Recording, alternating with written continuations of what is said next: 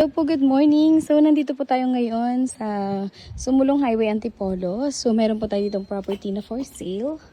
So, meron po siyang garden dyan. And then, dito yung ating parking. So, ito po yung ating pagpasok sa ating main door. So, ito yung ating living area. And then, yung ating dining.